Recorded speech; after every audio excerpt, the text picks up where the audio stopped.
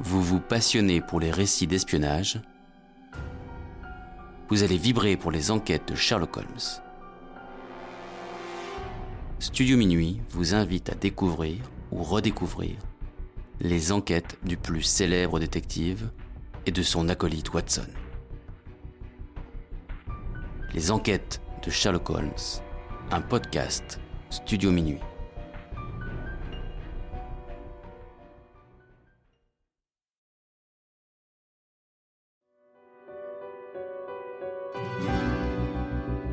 Studio Minuit présente la collection Histoire d'espionnage. L'opération Cornflakes. L'opération Cornflakes était une opération de propagande menée par les Office of Strategic Services des États-Unis de février à mars 1945 afin de saper le moral des populations civiles allemandes et autrichiennes à la fin de la Seconde Guerre mondiale. L'idée était de faire passer dans le courrier des lettres contenant des journaux anti-nazis et de convaincre la population que la fin du conflit était proche. L'opération tient son nom du fait que, pour ses concepteurs américains, le courrier arrivait le matin, au moment du petit déjeuner.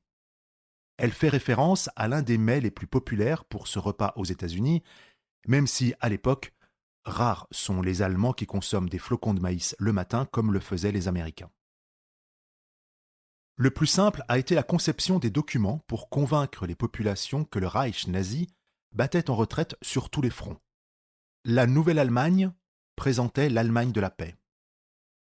Les Autrichiens devaient recevoir un courrier spécifique pour jouer sur la rancœur de l'Anschluss, l'annexion par l'Allemagne de 1938. Cette opération est remarquable par les efforts qu'elle a réclamés. En effet, il fallait que chaque lettre soit unique, adresse de l'expéditeur, ville et date d'oblitération, pour éviter qu'un fonctionnaire des postes ou de la Gestapo ne remarque des coïncidences. Les sacs postaux furent imités jusqu'à la nature du papier de l'étiquette. Ensuite, il a fallu suivre l'actualité des services postaux comme le changement de forme des cachets postaux, les horaires des trains postaux. Les oblitérations étaient conçues au dernier moment, dès que le train ciblé était connu. Enfin, la désorganisation des postes à cause de l'offensive alliée provoqua l'interdiction du courrier expédié par des civils pour donner la priorité aux courriers postés par les entreprises et les administrations. Il fallut trouver les modèles d'enveloppes d'entreprises encore en activité. Un faux timbre fut imprimé pour affranchir ces enveloppes. Des faux de 12 Pfennig à l'effigie d'Adolf Hitler, avec 2 changements par rapport à l'original. La légende « Empire allemand » devint « Reich fichu ». Et le portrait d'Hitler était modifié pour que son visage apparaisse comme à moitié changé en crâne. Pour faire passer ces courriers de propagande dans le système postal allemand, l'option suisse fut écartée car la Confédération suisse souhaitait rester neutre.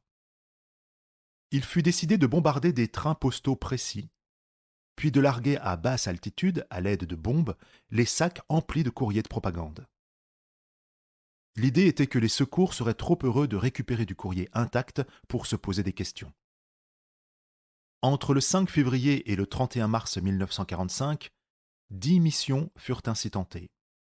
9 sont parvenus à larguer leurs sacs de courrier. Environ 5000 lettres seraient entrées dans le réseau postal.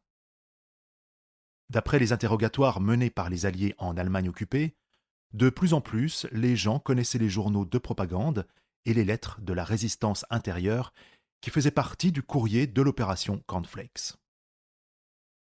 Bien que les timbres de 12 Pfennig à l'effigie d'Hitler soient des faux pour tromper l'administration postale, les catalogues allemands leur donnent une cote.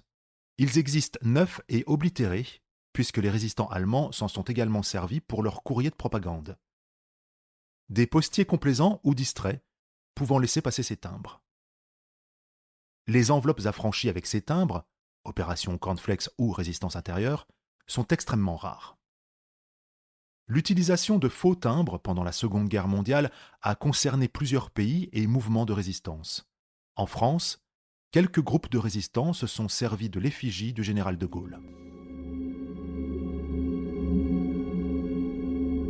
La collection Histoire d'espionnage vous a été présenté par Studio Minuit.